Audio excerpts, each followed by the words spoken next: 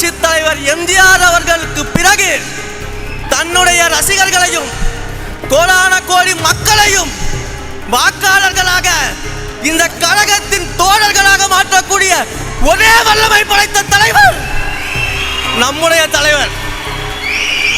எங்கள் தலைவரே சொல்லிவிட்டார், எம்ஜிஆர் என்றால் அது ஒருவர் தான் என்று. ஆனால் இன்றைக்கு நான் சொல்கிறேன், எப்படி எம்ஜிஆர் என்றால் ஒருவர் தான், அவரை போல வர முடியாது என்று இன்று பேசுகிறீர்களோ, இன்னும் 100 ஆண்டு கழித்து தளபதி என்றால் ஒருவர் தான், தலைவர் என்றால் ஒருவர் தான். அவரை போல ஒரு முதலமைச்சர் இனி கிடைக்க மாட்டார், அவரை போல நல்லாட்சி கொடுக்க மாட்டார் என்று வருங்காலம் பேசக்கூடிய தளபதியாக நம் தலைவர் இருப்பார்.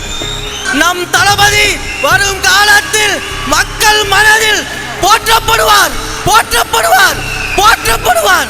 2026 தமிழக வெற்றி கழகத்தின் ஆட்சி அமைகிறது.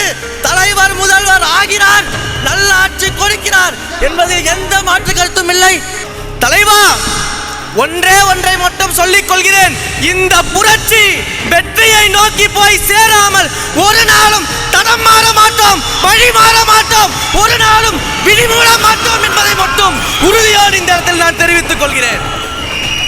உங்க விஜய் நான் வரேன்.